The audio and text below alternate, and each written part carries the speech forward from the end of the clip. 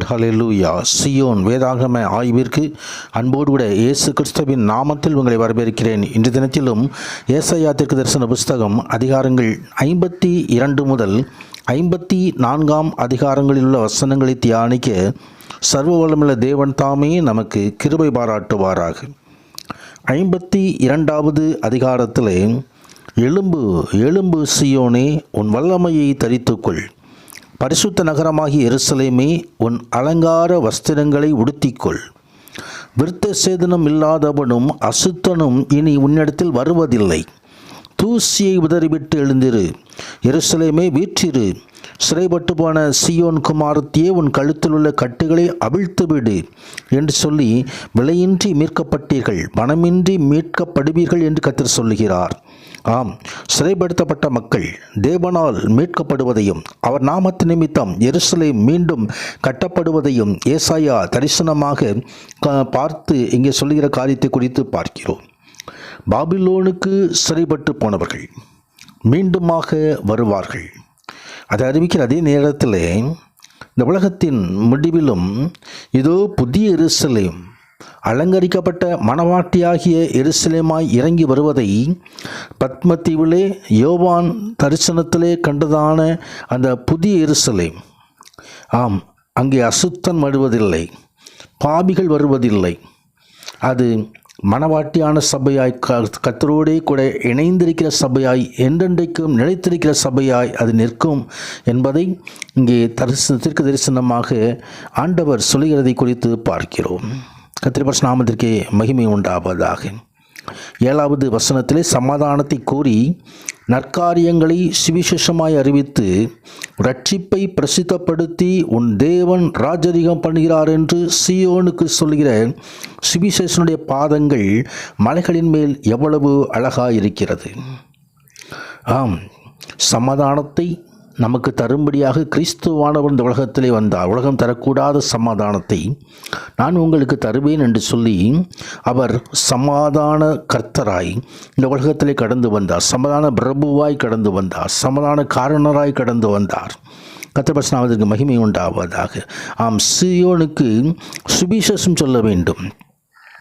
சியோனுக்கு நற்காரியத்தை சுவிசேஷமாக அறிவிக்க வேண்டும். கர்த்தருடைய பரிசுத்த நாமத்திற்கு மகிமை உண்டு. என்று சொன்னால் சியோன் மலை, அது நிலைத்திருக்கிற பர்வதம். அங்கேதான் ஜெயம் பெற்றவர்கள் ஜெய கம்பீரத்தோடு புதிய பாடல்கள் பாடி அவர்கள் தாமே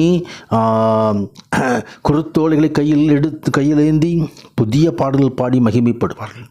எருசலேம் அது அலங்கரிக்கப்பட்ட எருசலேமாய் திரும்பி வரும். இந்த உலகத்தில் உள்ள இந்த 2 காரியங்களும் அது என்றென்றைக்கும் நிலைத்திருக்கிற காரியங்களாய் இருக்கிறது. கர்த்தருடைய பரிசுத்த நாமத்திற்கு மகிமை உண்டாவதாக. அதுதான் சுவிசேஷம். கர்த்தருடைய பரிசுத்த நாமத்திற்கு மகிமை உண்டாவதாக.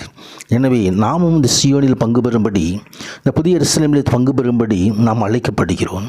இதற்காகவே ஆண்டவராகி கிறிஸ்துவானவர் இந்த உலகத்திலே மனிதனாய் கடந்து வந்து நமக்காக ரட்சிப்பு உண்டு பண்ணியிருக்கிறார்.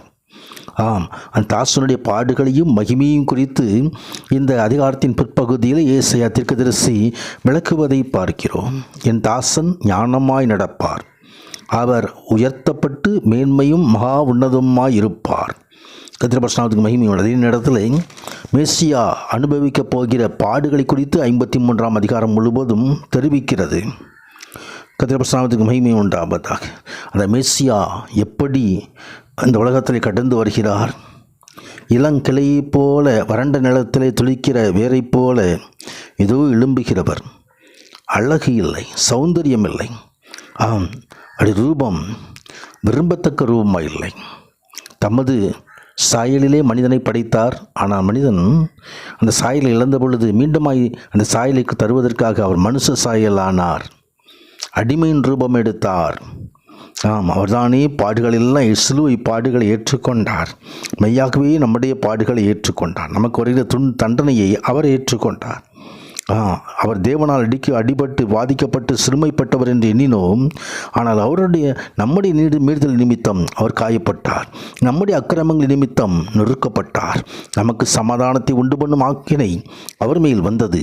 அவருடைய தழும்புகளால் குணமாகிறோம். கர்த்தருடைய பரிசுத்த நாமத்திற்கு மகிமை உண்டாவதாக.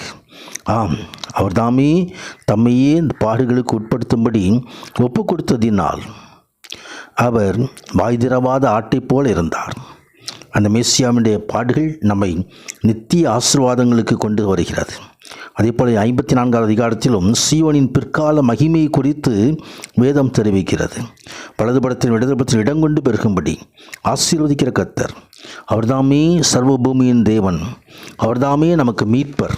அந்த மீட்பர் நமக்கு மீட்பை கொண்டு வருகிறார், ராஜ்யத்தை கொண்டு வருகிறார். அந்த ராஜ்யத்தின் அதிகாரங்களை அரசு அந்த ராஜ்யத்தின் ஆசீர்வாதங்களை பற்றிக்கொள்வோம். மலைகள் விலகினாலும் பர்வதங்கள் நிலைபெயர்ந்தாலும் தேவனுடைய கிருபை நம்மை விட்டு விலகாதது. தேவனுடைய சமாதானத்தின் உடன்படிக்கை நிலைபெறாமல் இருக்கிறது.